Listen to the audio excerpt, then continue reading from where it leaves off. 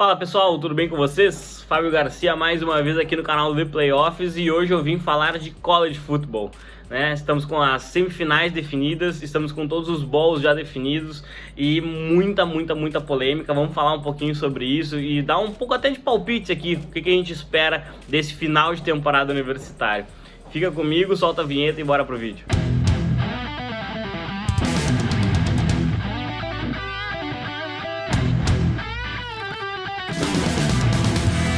Antes de mais nada, fica aquele pedido, né? Se inscreve no nosso canal, ativa o sininho para receber a notificação sempre que a gente largar um vídeo. Deixa um like, deixa um comentário aqui. Eu prometo que eu venho aqui embaixo conversar com vocês. A gente debate um pouco, a gente aprende junto. Acho que essa é a grande questão positiva, né, da comunidade de futebol americano no Brasil. Mas vamos começar primeiro falando da diferença, né? A gente tem uma diferença muito grande do formato que é esse ano pro formato que o college football tá adotando a partir da próxima temporada. Então, neste ano, né, os times são ranqueados conforme uma votação que acontece com representantes de todas as conferências, e aí a partir dessa votação eles são ranqueados, os primeiros 4 vão para a pós-temporada. Eu inclusive estou usando a camisa aqui de Michigan, né? Os Wolverines ficaram como o melhor time de toda a temporada, o número 1 do país no momento. A partir da próxima temporada, o critério de votação vai permanecer. O que eles vão alterar é o número de times que vão para a pós-temporada. Eles vão passar de 4 para 12. Então os atuais 4 melhores, eles teriam uma semana de bye, e aí depois eles vão enfrentar conforme o chaveamento, conforme as seeds forem se desenvolvendo. Então a grande diferença é que ano que vem a gente vai ter um debate um pouquinho menor sobre injustiça de quem tá entrando e quem não entrou, né? Caso de Florida State, caso de Georgia esse ano, a gente vai falar um pouquinho sobre eles. E para falar de Georgia, Florida State e outros times que foram muito bem, mas acabaram não chegando nos playoffs, a gente tem que falar um pouquinho sobre o New Year's Six, né, que são os 6 bowls mais importantes da temporada. Eles são assim por uma questão de tradição, foram os primeiros criados, eles têm uma longa história, e aí 2 deles vão representar as semifinais do college football, né? Neste ano o Sugar Bowl é uma das semifinais e o Rose Bowl é a outra semifinal. Então sobram 4 bowls que a gente vai falar um pouquinho aqui pra vocês, e até vou deixar um palpite aqui pra me arriscar um pouquinho pra gente brincar, né? A gente tem o primeiro bowl desses 4 que a gente selecionou, é o Cotton Bowl. Ele vai reunir Ohio State, teve uma campanha quase perfeita, perdeu apenas um jogo lá na Big Ten, e vai reunir também Missouri, né, que teve uma campanha até um pouco surpreendente, né? Não se esperava que Missouri tivesse um ano tão positivo. Vão se enfrentar nessa partida aqui. Eu acredito que o Ohio State vai vencer, né? Apesar de que muitos jogadores optam por não participar dos bowls em virtude de medo de sofrer uma lesão que possa afetar a carreira deles profissionais. E aqui a gente tem que ficar de olho, claro, né? Marvin Harrison Jr., talvez um recebedor que possa ser escolhido na primeira escolha geral do draft. É um jogador pra gente ficar de olho, muito possivelmente ele não vai participar do bowl, justamente para se preparar para o draft. O segundo bowl que a gente separou aqui é o Peach Bowl. Ele vai reunir Penn State e Ole Miss, né? Então assim, são 2 equipes que deveriam disputar um jogo bastante parelho se tivesse todo mundo ali reunido, né? Penn State, como toda a conferência Big Ten, tem uma defesa muito forte, e aí a grande questão de Penn State é que eles não conseguiram mostrar uma força muito grande nos 2 maiores confrontos, que era contra Michigan e Ohio State. Acabaram perdendo os 2, por isso o ranking deles acabou baixando tanto, né? Apesar de tudo isso, como alguns jogadores podem não participar e a defesa era uma construção muito mais de sistema, e claro, a qualidade interfere, né? Mas saindo 1 ou 2 jogadores dessa defesa para se preparar para o draft, eu acho que ela vai ainda assim ser muito boa e vai ser o suficiente para que Penn State consiga arrancar uma vitória e comemorar aí um triunfo em mais um bowl. Na sequência a gente tem o Fiesta Bowl, que coloca os times mais distantes em termos de ranking,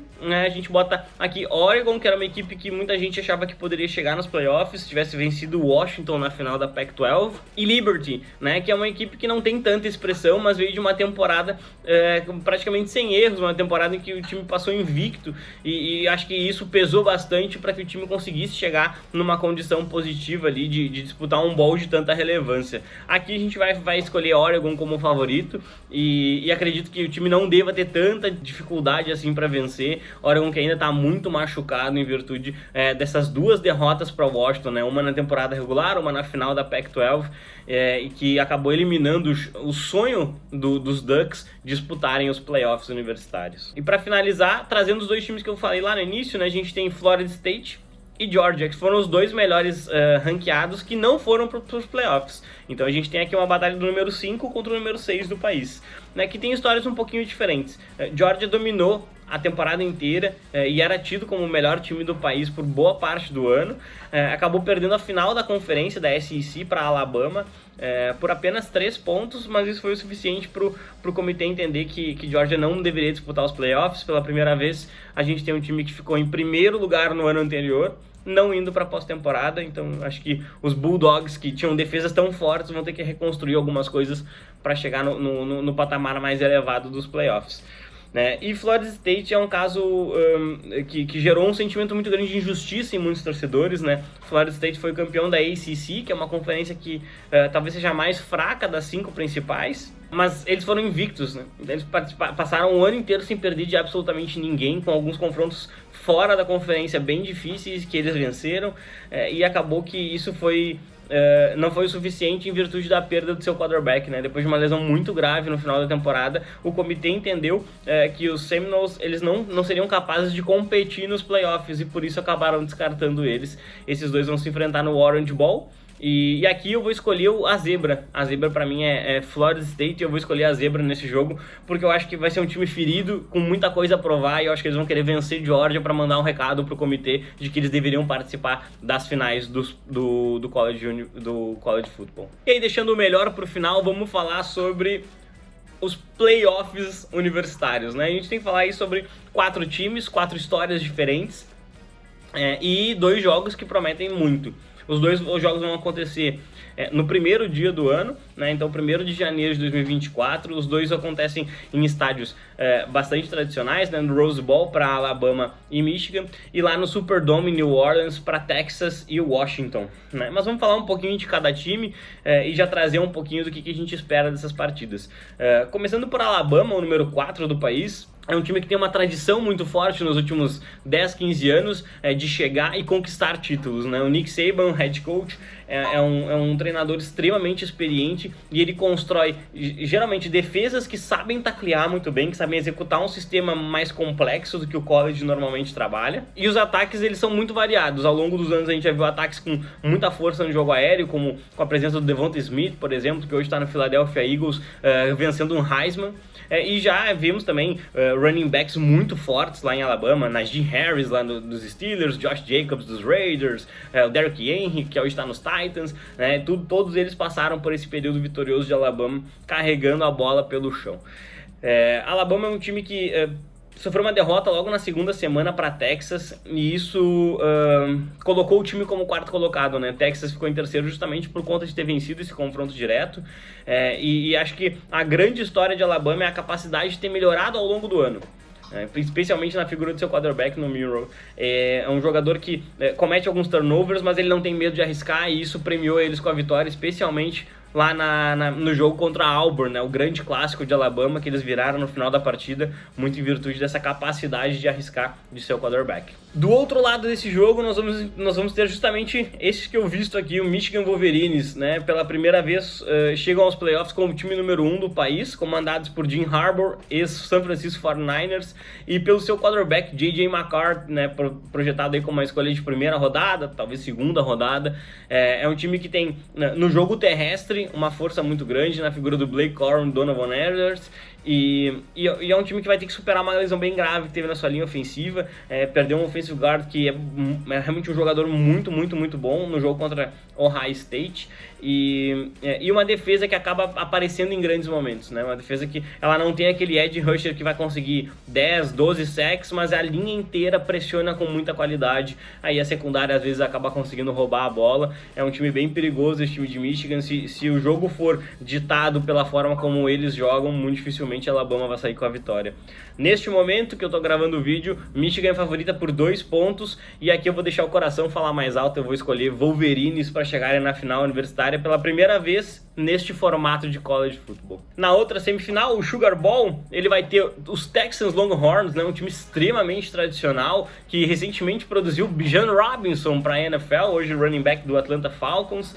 É um time que tem, talvez o jogador mais conhecido do time não seja nenhum dos seus titulares, né? Tô falando do Arch Manning, né? Ele é sobrinho de Peyton e Eli Manning, e hoje é o quarterback reserva do time.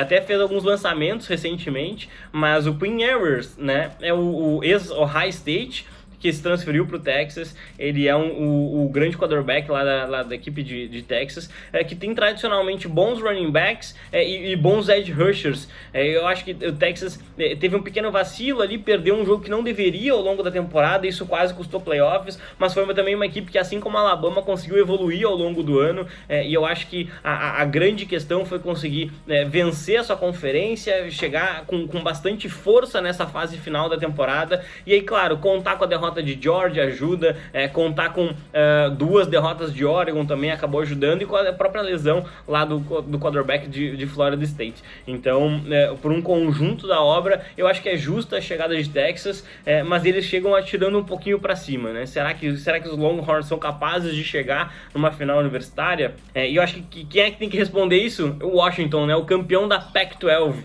Depois de bater 2 vezes Oregon, comandados por Michael Penix, um quarterback canhoto que ele tem um estilo de jogo bastante agressivo também. Eu acho que esse Huskies aí é um time bastante perigoso. Ao longo de 13 jogos na temporada, em 9 o Penix conseguiu lançar mais de 300 jardas. Isso é uma marca bastante significativa, porque você enfrenta defesas muito distintas ao longo do ano na NCAA, e ele conseguiu ir se adaptando. Muitas jogadas em que ele consegue correr e estender para fazer lançamentos, isso foi decisivo contra os Ducks na final da conferência, e eu acredito que a combinação dele com o Johnson saindo do backfield acaba tornando esse ataque muito difícil de se enfrentar, porque eles conseguem te atingir pelo chão e pelo ar com a mesma força. Os Huskies têm recebedores, talvez não recebedores de primeira rodada, é interessante para quem quer observar, de repente, jogadores para o seu time da NFL, também vale bastante a pena, e aqui eu vou pegar a zebra para passar. Aqui, hoje, no momento, os Longhorns são favoritos por 4 pontos, e eu vou escolher uma vitória de Washington aqui. Eu acho que os Huskies, eles têm aquela pegada de um time que não é favorito e que sabe lidar com isso numa boa. Eu acho que os Huskies podem acabar sendo a grande surpresa desse ano e chegando na final. Na minha escolha aqui, desafiando Michigan, mas também se a final for Alabama e Texas, vai estar realmente... O jogo vai ser absolutamente sensacional. A gente se prepara aí para enfrentar um college playoff realmente formidável, um dos melhores anos, pelo menos, desse formato aí, que vai se despedindo agora, como eu falei pra vocês. Mas e vocês, qual é o palpite que vocês têm? Deixa aqui embaixo pra mim, eu venho conversar com vocês nos comentários, e numa próxima espero estar falando de college novamente com vocês. Valeu, gente, um abraço!